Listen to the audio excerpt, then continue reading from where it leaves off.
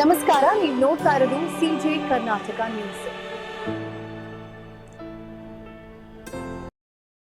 ನಿರ್ಗಮಿಸಿರುವಂತಹ ಜಿಲ್ಲಾ ಉಸ್ತುವಾರಿ ಸಚಿವರು ಡಾಕ್ಟರ್ ಎಂ ಬಿ ಪಟೇಲ್ ರವರು ಮತ್ತೆ ಈ ಕಾರ್ಯಕ್ರಮದ ಅಧ್ಯಕ್ಷತೆಯನ್ನು ವಹಿಸಿರುವಂತಹ ಕರ್ನಾಟಕ ಕೌಶಲ್ಯಾಭಿವೃದ್ಧಿ ನಿಗಮದ ಅಧ್ಯಕ್ಷರಾಗಿರುವಂತಹ ಶ್ರೀಮತಿ ಕಾಂತಾನಾಯ್ಕ ಮೇಡಮ್ ರವರು, ಜಿಲ್ಲಾ ಪಂಚಾಯತ್ ಸಿಇಒ ಮತ್ತು ವೇದಿಕೆಯಲ್ಲಿ ಉಪಸ್ಥಿತಿರುವ ಎಲ್ಲ ಗಣ್ಯರು ಮತ್ತು ಇಲ್ಲಿ ಬಂದಿರುವಂತಹ ಎಲ್ಲ ಸಮಾಜದ ಮುಖಂಡರು ಮತ್ತು ಸಾರ್ವಜನಿಕರು, ಮಾಧ್ಯಮ ಮಿತ್ರರು ಎಲ್ಲರಿಗೂ ನಮಸ್ಕಾರಗಳು.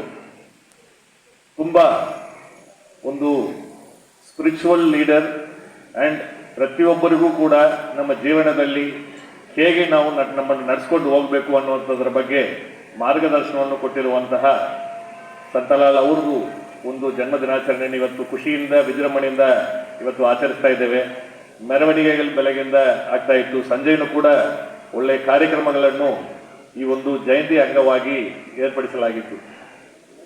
ಜಯಂತಿ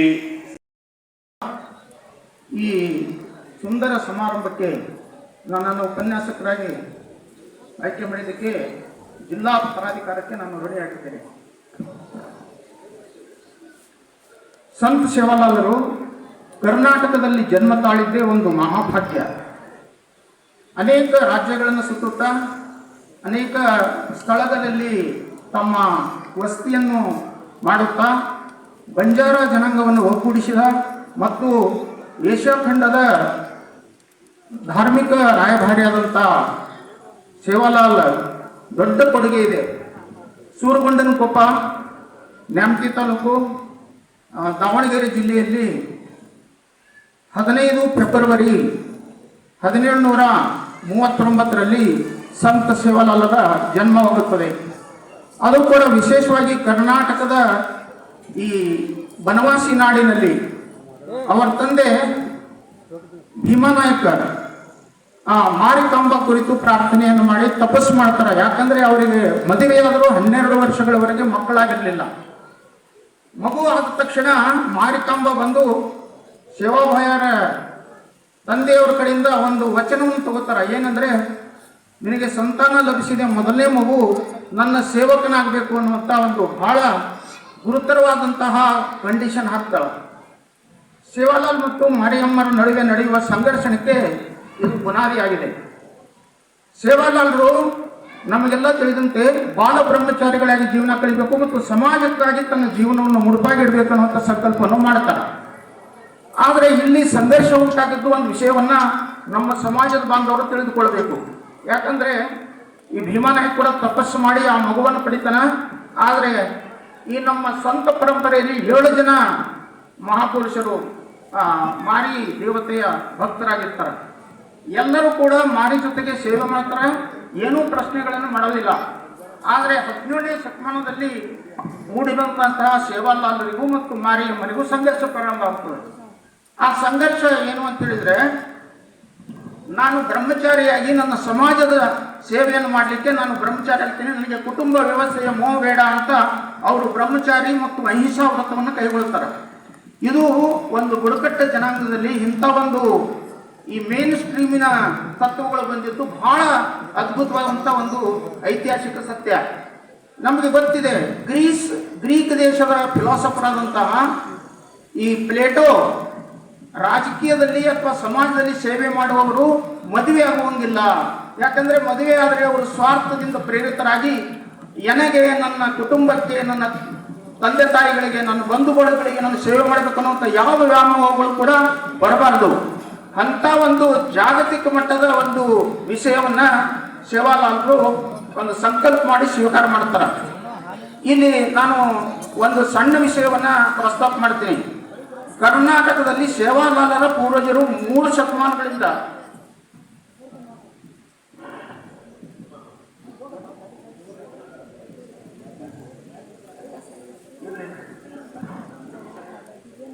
ಈಗ 3 ತಲೆಮಾರಿನಿಂದ ಕರ್ನಾಟಕದಲ್ಲಿ ಸೇವಾಲಾಲ್ ಅವರ ಪೂರ್ವಜರು ಇರ್ತಾರೆ.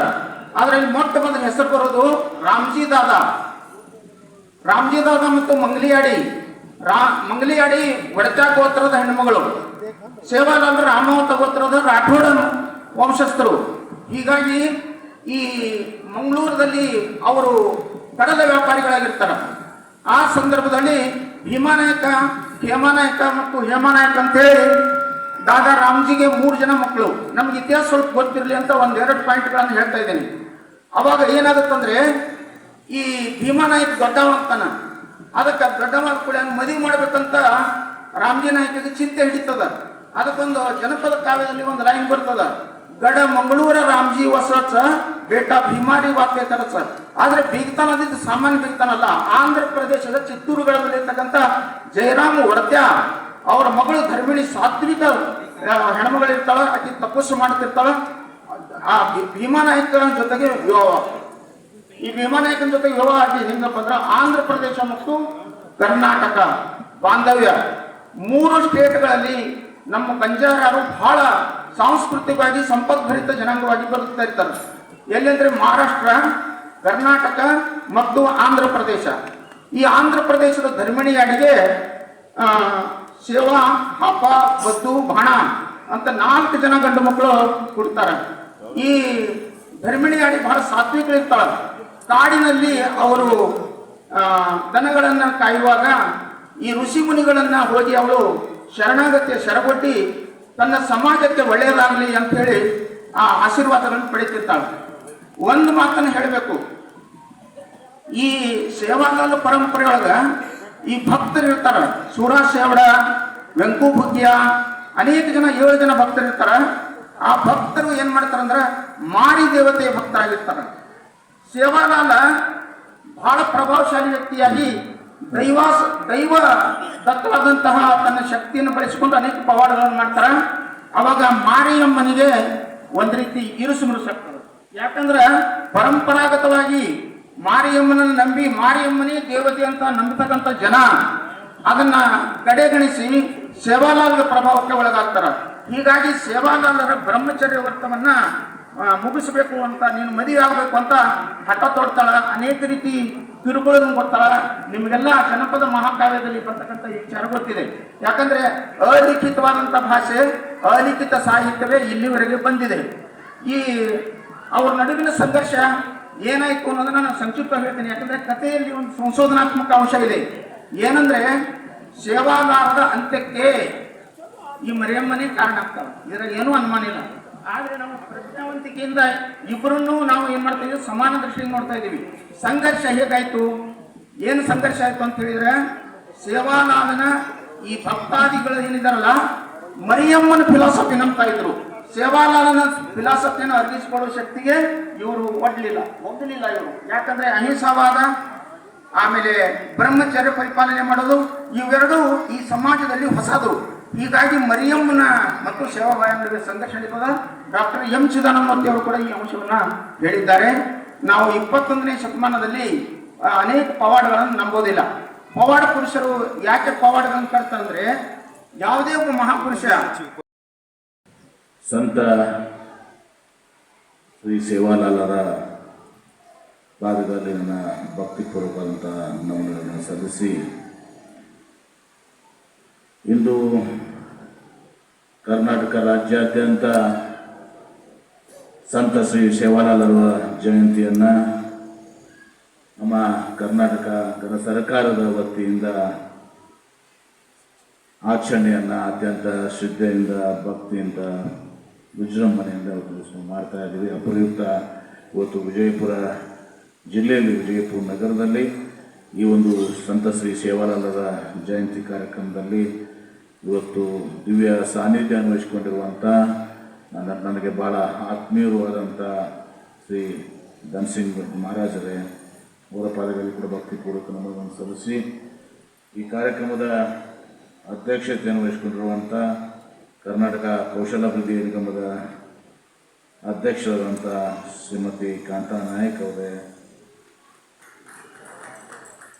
ನಗರಾಭಿವೃದ್ಧಿ ಪ್ರಾಧಿಕಾರದ ನೂತನ ಅಧ್ಯಕ್ಷರಾದಂಥ ಶ್ರೀ ಡಾಕ್ಟರ್ ಗಂಗಾಧರ ಸಂಬಣ್ಣಿ ಅವರೇ, ಜಿಲ್ಲಾ ಗ್ಯಾರಂಟಿ ಯೋಜನೆಗಳ ಅಧ್ಯಕ್ಷರಾದಂಥ ಆತ್ಮೀಯರಾದಂಥ ಶ್ರೀ ಅಲಿಯಾಸ್ ಬೋರಿಮನಿ ಅವರೇ, ಇದೀಗ ನಮಗೆ ವಿಶೇಷ ಉಪನ್ಯಾಸವನ್ನು ನೆರವೇರಿಸಿದಂಥ ಕರ್ನಾಟಕ ರಾಜ್ಯ ಅಕ್ಕಮಹಾದೇವಿ ಮಹಿಳಾ ವಿಶ್ವವಿದ್ಯಾಲಯದ ಕನ್ನಡ ಅಧ್ಯಯನ ವಿಭಾಗದ ಪ್ರಾಧ್ಯಾಪಕರಾದಂಥ ಹಿರಿಯರಾದಂಥ ಪ್ರೊಫೆಸರ್ ನಾರಾಯಣ್ ಪವಾರ್ ಅವರೇ, ವಿಜಯಪುರ ಜಿಲ್ಲೆಯ ಜಿಲ್ಲಾಧಿಕಾರಿಗಳಾದಂಥ ಶ್ರೀ ಡಾಕ್ಟರ್ ಆನಂದ್ ಕೆ ಅವರೇ, ರಾಜ್ಯ ಮುಖ್ಯ ಕಾರ್ಯನಿರ್ವಾಹಕಾಧಿಕಾರಿಗಳಾದಂಥ ಜಿಲ್ಲಾ ಪಂಚಾಯತ್ ನಮ್ಮ ಋಷಿ ಆನಂದ್ ಅವರೇ, ಕನ್ನಡ ಮತ್ತು ಸಂಸ್ಕೃತಿ ಇಲಾಖೆಯ ಸಹಾಯಕ ನಿರ್ದೇಶಕರಾದ ಶ್ರೀ ಸಂತೇಶ್ ಬೋವಿ ಅವರೇ, ಮಹಾನಗರ ಪಾಲಿಕೆಯ ಉಪಮಹಾಪೌರರಾದಂಥ ಶ್ರೀಮತಿ ಸುಮಿತ್ರಾ ಜಾಧವ್ ಅವರೇ,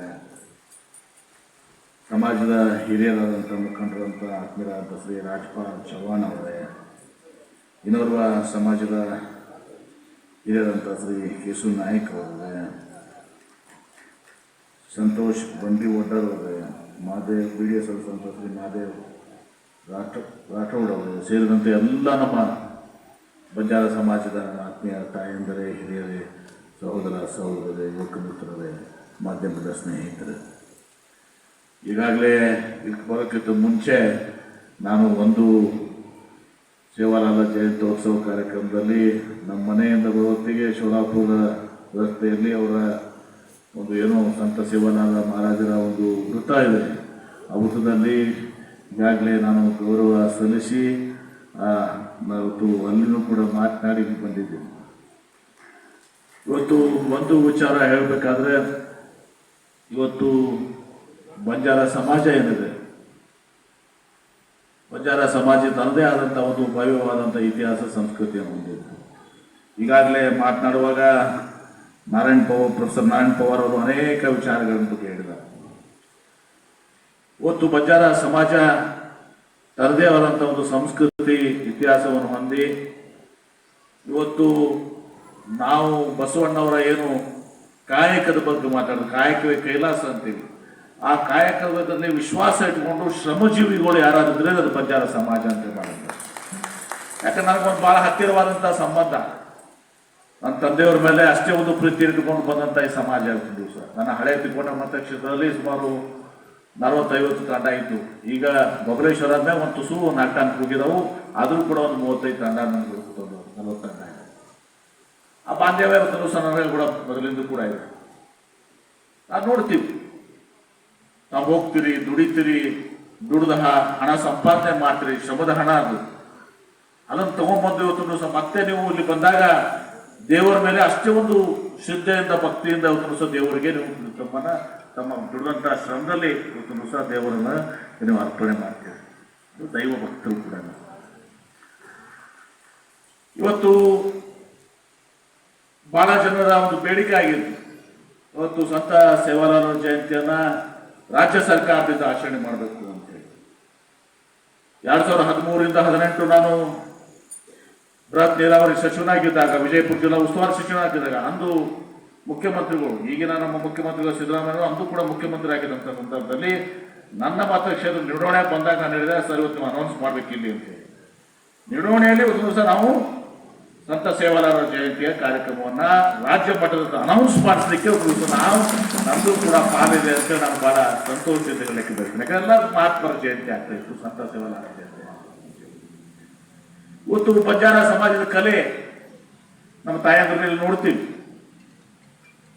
ಆ ಸಂಸ್ಕೃತಿ ವಿಶಿಷ್ಟವಾದಂಥದ್ದು. ಇವತ್ತು ಎಲ್ಲರೂ ಕೂಡ ಬಹಳಷ್ಟು ಬದಲಾವಣೆ ಆಗಿದ್ರು ಕೂಡ, ನಾರಾಯಣ್ ಪವಾರ್ ಆಗಿದ್ದಾರೆ, ಇಲ್ಲ ಅಂತ ಅದು ಬಂಜಾರ ಸಮಾಜ. ನಮ್ಮ ತಾಯಂದ್ರು ಬದಲಾವಣೆ ಆಗಂಗಿಲ್ಲ.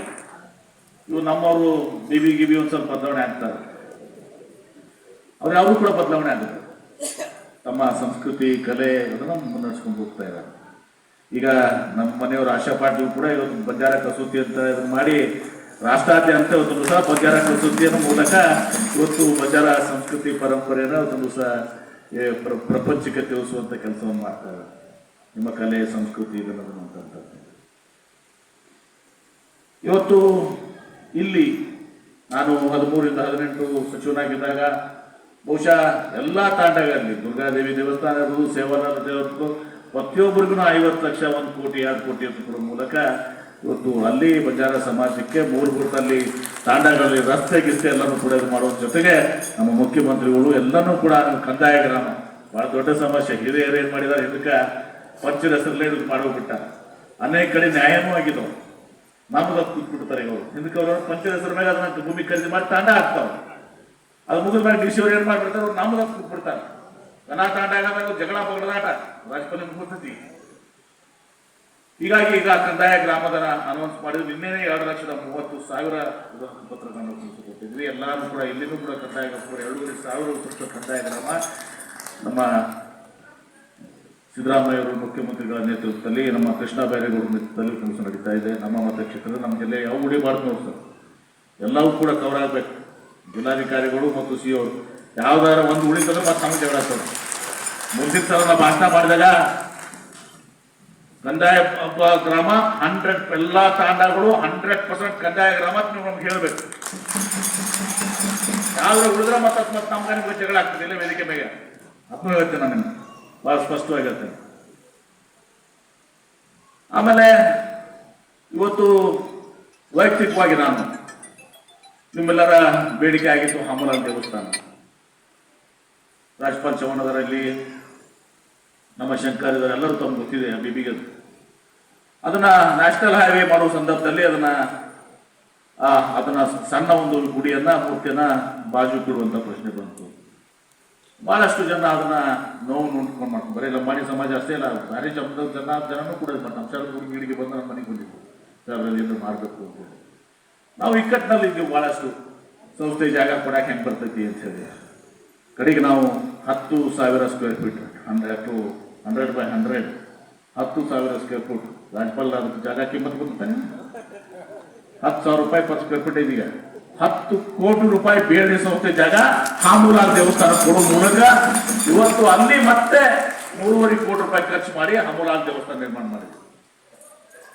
ಅದೇ ರೀತಿ ತಮ್ಗೆ ಗೊತ್ತಿದೆ, ನಮ್ಮ ಆದರ್ಶ್ ನಗರದ್ದು ಸೇವಾಲಾದ ಒಂದು ಭವನ ಏನಿತ್ತು, ಅಲ್ಲಿನೂ ಕಾರಣಾಂತರದಿಂದ ಸಹ ಅಲ್ಲಿ ಏನು ಆ ಭೂಮಿಯನ್ನ ಖರೀದಿ ಮಾಡಿದ್ರು. ಅವರು ಅದನ್ನ ಭೂಮಿನ ವಾಪಸ್ ಹೋಗ್ತೀವಿ, ಹಾಸ್ಪಿಟಲ್ ಮಾಡ್ತೀವಿ, ಏನೋ ನಡೆದಿತ್ತು.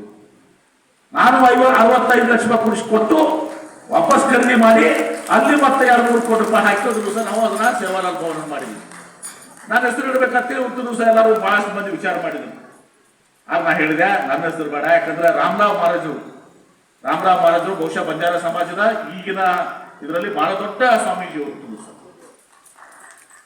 ಅವರು ಇಲ್ಲಿ ಕಡಿ ಕಾರ್ಯಕ್ರಮ ದರ್ಬಾರ್ ಸ್ಕೂಲ್ನಾಗ ನನಗೆ ಅಲ್ಲಿನೂ ಆಶೀರ್ವಾದ ಮಾಡಿದ್ರು. ನನ್ನ ಮನೆಗೆ ಬಂದರು, ನನಗೆ ನನಗೆ ಆಶೀರ್ವಾದ ಮಾಡಿದ್ರು. ನಾನು ಹೇಳಿದೆ ರಾಮರಾವ್ ಮಹಾರಾಜ್ ಸೇವಾಲಾಲ್ ಹೆಸರಲ್ಲಿ ದುರ್ಗಾದೇವಿ ಅಮೂಲಾಲ್ ಎಲ್ಲರೂ ಕೂಡ ಇದಾವೆ. ರಾಮರಾವ್ ಮಹಾರಾಜರ ಹೆಸರಲ್ಲೇ ಇರುವುದಿಲ್ಲ, ಅದಕ್ಕೆ ಆ ಭವನ ಇರುವುದಕ್ಕಿಲ್ಲ, ಅದನ್ನ ರಾಮರಾವ್ ಮಹಾರಾಜರ ಹೆಸರಲ್ಲಿ ಇಡಬೇಕು ಅಂತ ಹೇಳಿ ಮಾಡಿ ಇಷ್ಟಕ್ಕೂ ಸಮಾಧಾನ ಆಗಿಲ್ಲ ರಾಜ್ಪಾಲ್. ನಮ್ಗೆ ರಾಮರಾವ್ ಮಹಾರಾಜ ಹೆಸರಲ್ಲ ಇನ್ನೊಂದು ಸ್ವಲ್ಪ ಏನಾದ್ರು ದೊಡ್ಡದು ಹೊತ್ತು ನಾವೆಲ್ಲರೂ ಕೂಡಿ ಮಾಡೋಣ ಅನ್ನೋ ಮಾತನ್ನ ಸಂದರ್ಭದಲ್ಲಿ ಹೇಳಿ ಅವರ ಒಂದು ಆಶೀರ್ವಾದ ಕೂಡ ನನ್ನ ಮೇಲೆ ಇದೆ. ಅವ್ರನ್ನ ಸ್ಮರಣೆ ಮಾಡಲಿಕ್ಕೆ ಇನ್ನೂ ಒಂದು ದೊಡ್ಡ ಒಂದು ಸ್ಮಾರಕ ಬಹಳ ಸಂತೋಷದಿಂದ ಇವತ್ತು ಈ ಕಾರ್ಯಕ್ರಮದಲ್ಲ ಭಾಗವಹಿಸಿ ಇವತ್ತು ಒಂದು ವಿನಂತಿಯನ್ನು ಮಾಡ್ಕೋತೀನಿ. ಡಿಸಿ ಸಾಹೇಬ್ ಏನಾದ್ರು ಈಗ ನಾನು ಹೋದಾಗ ಸರ್ ಎಲ್ಲ ಕೂಡಿಸಿ ಮಾಡ್ರಿ ಅಂತ ಹೇಳಿ ನರಸಿಂಹ ಮಹಾರಾಜ್ ಎಲ್ಲರೂ ಕೂಡಿಸಿ ಮಾಡ್ಬೇಕಂದ್ರೆ ಇಲ್ಲಿ ಕಾರ್ಯಕ್ರಮ ಅಲ್ಲೊಂದು ಕಾರ್ಯಕ್ರಮ ಸಾಯಂಕಾಲ ಒಂದು ಕಾರ್ಯಕ್ರಮ ಸರ್ಕಾರದ ಕಾರ್ಯಕ್ರಮ ಎಲ್ಲ ಕೂಡ ರಾಜ್ಪಾಲ್ ನೀವೆಲ್ಲರೂ ಸ್ವಲ್ಪ ತೋಡ್ರಿ ಮತ್ತೆ ಎಲ್ಲರೂ ಕೂಡ ಮಾತಾಡ್ಕೊಡ್ರಿ. ಎಲ್ಲರೂ ಮಾತಾಡಿ ಸರ್ಕಾರದ ಕಾರ್ಯಕ್ರಮ ಬೇಕಾದ್ರೆ ಬೆಳಿಗ್ಗೆ ಬಂದು 4 ಗಂಟೆಗೆ ಮಾಡೋದು. ಎಲ್ಲರೂ ಕೂಡಿಸಿ ಮಾಡಕ್ಕೆ 3-4 ಗ್ರೂಪ್ ಅಲ್ಲೊಂದು ಕಡೆ ಅದೊಂದು ಕಡೆ ಅದಕ್ಕೆ ಮಾಡಿದ್ರೆ ಅದು ಅಷ್ಟು ವಿಜೃಂಭಣೆ ಆಗೋದಲ್ಲ. ಹೋಗ್ತಿರೋದು ಕಾಣ್ತದೆ ನಾನು ನೋಡಿ 4 ಗಂಟೆ ಸುಮಾರು ನಾವು ಸಾಯಂಕಾಲ ಮಾಡಿಬಿಟ್ಟು ಹೋದ್ರೆ ಅದು ಸಂಜೆಗೆ ಹೋಗಿ ಮುಂದೆ ಎಲ್ಲಾನು ಉಳಿದಂಥ ಸಾಂಸ್ಕೃತಿಕ ಕಾರ್ಯಕ್ರಮಗಳೆಲ್ಲ ಮುಂದುವರಿತಾವೆ. ಹಿಂಗೆ ಮಾಡಿದ್ರೆ ಅದು ದೊಡ್ಡ ಪ್ರಮಾಣದಲ್ಲಿ ಆಗ್ತದೆ. ಇಲ್ಲೊಂದು ಕಡೆ ತುಸು ಜನ, ಅಲ್ಲೊಂದು ತುಸು ಜನ, ಆ ಕಡೆ ಒಂದು ತುಸು ಜನ ಹಿಂಗೆ ಆಗುವಂಥದ್ದು ಬೇಡ. ಆ ಬಗ್ಗೆ ಒಂದು ಸ್ವಲ್ಪ ಎಲ್ಲರನ್ನೂ ಕರೆಸಿ ತಾವು ಮಾತಾಡಿ ಇವತ್ತು ಎಲ್ಲ ಮುಖಂಡರನ್ನ ಮತ್ತು ಇದ್ರ ಸಂಘ ಸಂಸ್ಥೆಗಳನ್ನು ಕರೆಸಿ ಮಾತಾಡಿ ಆ ರೀತಿ ಮಾಡಿದರೆ ಬಹುಶಃ ಸಂತ ಸೇವಾಲಾಲ್ರಿಗೆ ನಾವು ದೊಡ್ಡ ಗೌರವವನ್ನು ಕೊಟ್ಟಂಗೆ ಆಗ್ತದೆ, ವಿಜೃಂಭಣೆಯನ್ನು ತುರುಸು ಮಾಡಲಿಕ್ಕೆ ಸಾಧ್ಯ ಆಗ್ತದೆ ಅನ್ನೋ ಮಾತನ್ನ ಕೂಡ ಇವತ್ತು ಸ್ವಲ್ಪ ತಮಗೆ ಹೇಳಿ ಇವತ್ತು ನನಗೆ ಕೋಟ್ಯಾದಲ್ಲಿ ಇನ್ನೊಂದು ತೀರ್ಥಂಕರ ಮಠದ ಒಂದು ಕಾರ್ಯಕ್ರಮ ಇದೆ, ಅಲ್ಲಿ ಮೂರ್ತಿ ಪ್ರತಿಷ್ಠಾಪನೆ ಇರ್ತದೆ. ಹಾಗಾಗಿ ನಾನು ಕೋಟ್ಯಾಲ್ ಹೋಗ್ಬೇಕಾಗಿರೋದ್ರಿಂದ ಇವತ್ತು ನಾನು ತಮ್ಮ ಪರವಾನಗಿಯನ್ನು ಪಡ್ಕೋತೀನಿ. ಆದ್ರೆ ಒಂದು ಕಂಡೀಷನ್ ಅದು, ಯಾರೂ ಹೇಳ್ತಕ್ಕದ್ದಲ್ಲ. ನಾನು ಹೊರಗೆ ಹೋದ್ರೂ ಕೂಡ ಯಾರು ಹೇಳ್ತಕ್ಕಂಥ ಇನ್ನೂ ಧನಸಿಂಗ್ ಮಹಾರಾಜರು ಮಾತನಾಡೋದಲ್ಲ ಮತ್ತು ಕಾಂತಾ ನಾಯಕ್ ಅವರು ಮಾತನಾಡೋರು, ಇನ್ನೂ ಯಾರ್ಯಾರು ಬರ್ತಿದೆ ಎಲ್ಲರೂ ಮಾತನಾಡ್ತಾರೆ. ಅವ್ರ ಮಾತುಗಳನ್ನ ಕೇಳಬೇಕು. ಈ ಸಭೆಯ ಶಿಸ್ತನ್ನ ಮುರಿಬಾರ್ದು ಅಂತ ಕಳಕಳಿಯಿಂದ ನಿಮ್ಗೆ ಪ್ರಾರ್ಥನೆ ಮಾಡ್ತೇನೆ. ಕಳಕಳಿಯಿಂದ ಪ್ರಾರ್ಥನೆ ಮಾಡಿ ಇವತ್ತು ಬಂಜಾರ ಸಮಾಜ ಭವ್ಯ ಇತಿಹಾಸದ ಸಂಸ್ಕೃತಿಯದ ಶ್ರಮ ಅದ. ಯಾಕಂದ್ರೆ ಹಿಂದಕ್ಕೊಂದ್ಸಲ ನಿಮ್ಮ ಮಹಾರಾಷ್ಟ್ರದ ಅಂದಿನ ಮುಖ್ಯಮಂತ್ರಿಗಳಾಗಿದ್ದರು ನಿಮ್ಮ ಅಲ್ಲಲ್ಲಪ್ಪ ಅಲ್ಲಲ್ಲ ಈಗ ನಮ್ಮ ಸೋಮದರೆಡ್ಡಿ ಇವ್ರು ಬಂದಿದ್ದಾರಲ್ಲ ಇದಕ್ಕೆ ಅದು ಜಮ್ಮು ಮಹಾರಾಜರು ಇದಕ್ಕೆ ಬಂದಾಗ ಹೆಸರು ಬಾಯಿ ಬರ್ತಾ ಇಲ್ಲ ಅಲ್ಲಲ್ಲಪ್ಪ ಶ್ರೀಪಾದ್ ನಾಯಕ್ ನಿಮ್ಮವ್ರು ಅದು ಇವರು ಇನ್ನೊಬ್ರು ಹೇಳ್ತೀನಿ ಬಿಡೋದು ನಮಗ ಅವ್ರು ಬಂದಾಗ ಒಂದು ಮಾತು ಭಾಷಣದಾಗ ಏನು ಹೇಳಿ ಗೊತ್ತಂದ್ರೆ ಗೋವಾದಾಗ ಪ್ರತಿಯೊಂದು ಬ್ರಿಡ್ಜ್ ಏನದ ಪ್ರತಿಯೊಂದು ಕಟ್ಟಡ ಮ್ಯಾಗ ಬಂಜಾರ ಸಮಾಜದ ಬೆವರಿನ ಒಂದು ಶ್ರಮ ಇದೆ ಅಂತ ಏನ್ರಿ ಬಂಜಾರ ಸಮಾಜ ಶ್ರಮ. ಈಗ ನೀವು ಶ್ರಮಜೀವಿಗಳು ಕಾಯಕ ಜೀವಿಗಳು ಬಸವಣ್ಣವರ ಕಾಯಕವೇ ಕೈಲಾಸ ಮೇಲೆ ವಿಶ್ವಾಸ ಇರ್ತಂಥ ಜನ ನಿಮ್ಮ ಸಂಸ್ಕೃತಿ ಇದನ್ನ ಮತ್ತೆ ನಾ ಪ್ರೊಫೆಸರ್ ಇದನ್ನು ಒಪ್ಪಂಗಿಲ್ಲ. ಎಲ್ಲೋ ಒಂದು ಕಡೆ ಒಂದು ತುಸು ಮಾಡಿ ಮಂದಿ ಇದು ಮಾಡಿ 4 ಮಂದಿ ಏನೋ ಇದು ಮತಾಂತರ ಅಂತಿರಲ್ಲ. ಇಲ್ಲೇ ನಮ್ಮಲ್ಲಿ ಹಚ್ಚಿನಾಳದಾಗ ಒಂದೇನೋ ಚರ್ಚೆ ಇತ್ತು, ಚರ್ಚೆನೂ ಮಾಡಿದ್ರು. ನಮ್ಮ ಮಂದಿ ಭಾಳ ಶಾಣೆ ಅದ ಏನ್ರಿ. ನಮ್ಮ ಮಂದಿ ನಾನು ನೋಡಿದ್ವಿ ನಿಮ್ಗೆ ಜಾಸ್ತಿ ನನಗೆ ಗೊತ್ತೈತೆ ಸಮಾಜದ್ದು ಏನ್ರಿ. ನಾವು ಬಂಜಾರ ಸಮಾಜ ಆಗಿದ್ದಂಗೆ ಏನ್ರಿ ಅವೆಲ್ಲ ಸುಮ್ಮ ಭಾರಿ ಬುದ್ಧಿವಂತರವ್ರೆಲ್ಲ ಇಂಥವಕ್ಕೆಲ್ಲ ಈಲ್ಡ್ ಆಗಂಗಿಲ್ಲ. ನಾ ಏನೋ ಹೇಳಂಗಿಲ್ಲ, ಮಂದೆ ಹೇಳಕ್ ಬರಂಗಿಲ್ಲ. ಆಟ ಸರಳ ಯಾವ ಯಾರ ಇಲ್ಲ ಅಂಥವೆಲ್ಲ ಕೂಡ ಬಂಜಾರ ಸಮಾಜ ಕೂಡ ಮತಾಂತರ ಪಿತಾಂತರ ಅವೆಲ್ಲನೂ ಆಗ್ತದನಪ್ಪ. ಸೋಮದೊಂದು ಚರ್ಚ್ ಮಾಡಿದ್ರೆ ಅಂತ ಹೋಗುದು ಅಂತ 4 ಮಂದಿ ಇದ್ದು ಏನ್ರಿ ಎಲ್ಲ ಕೂಡ ಆಗಿದ್ರೆ ಆಗ್ಲಕ್ಕೂ ಬಿಡೋದಿಲ್ಲ. ನಾವು ಅವನು ಪ್ರಯತ್ನ ಮಾಡ್ಕೋಬೇಡ್ರಿ. ಮತ್ತು ಇಲ್ಲೆಲ್ಲ ತಿಳುವಳಿಕೆ ಜನ ಅದಾರೆ, ಎಲ್ಲ ಮುಖಂಡರಿದ್ದಾರೆ, ಯುವಕರಿದ್ದಾರೆ. ಆ ಯುವಕರು ಸುಮ್ಕೊಂಡ್ರಂಗಿಲ್ಲ ಅಂತವ್ರು ಮಾಡ್ಬೇಕಾ. ಅದಕ್ಕೆ ಸಮಾಜ ಭವ್ಯವಾದಂಥ ಇತಿಹಾಸ ಸಂಸ್ಕೃತಿ ಕಲೆ ಎಲ್ಲವನ್ನು ಹೊಂದಿದ್ದೀರಿ. ಅದ್ರಾಗ ವಿಶೇಷವಾಗಿ ನಮ್ಮ ತಾಯಂದಿರದು ಭಾಳ ದೊಡ್ಡ ಕಡೆಗೆ ಅದು. ನಮ್ಮ ಸಹೋದರಿಯರು ತಾಯಂದಿರು ನಿಮ್ಮ ಕೊಡುಗೆ ಭಾಳ ದೊಡ್ಡ. ಇವ್ರು ಹೇಳಂಗಿಲ್ಲ, ನಿಮ್ಮ ಪರವಾಗಿ ನಾವು ಅದೀವಿ ಇಷ್ಟು ಹೇಳಿ ಭಾಳ ಸಂತೋಷದಿಂದ ಇವತ್ತು ಸಂತ ಸೇವಾಲಾಲರ ಜಯಂತ್ಯೋತ್ಸವದಲ್ಲಿ ಭಾಗಿಯಾಗಿದ್ದೀನಿ. ನನಗೆ ಮುಂದಿನ ಕಾರ್ಯಕ್ರಮದಲ್ಲಿ ಅನಿವಾರ್ಯವಾಗಿ ಹೋಗಬೇಕಾಗಿದ್ದರಿಂದ ನಮ್ಮ ಪರವಾನಗಿಯನ್ನು ನಾನು ಪಡ್ಕೊತೀನಿ. ದಯವಿಟ್ಟು ಯಾರು ಹೇಳ್ತೊಳ್ಬಾರ್ದು. ಒಂದಿಬ್ಬರು ಮಾತಾಡ್ತಾರೆ, ಒಂದು ಅದ್ರ 20 ನಿಮಿಷ ಕಾರ್ಯಕ್ರಮ ಮುಗಿತು. ಆ 23 ನಿಮಿಷ ತಾಳ್ಮೆಯಿಂದ ದಿವಸ ನಾವು ಸಂತ ಸೇವಾಲಾಲರ ಸಲುವಾಗಿ ನೀವು ಕೂಡ್ತೀರಿ ಅಂತೇಳಿ ವಿಶ್ವಾಸ ನಾನು ವ್ಯಕ್ತಪಡಿಸ್ತೇನೆ. ಮೊದಲು ನೀವು ಹೇಳ್ಬಾರ್ದು ಶಂಕರ. ನಮಸ್ಕಾರ.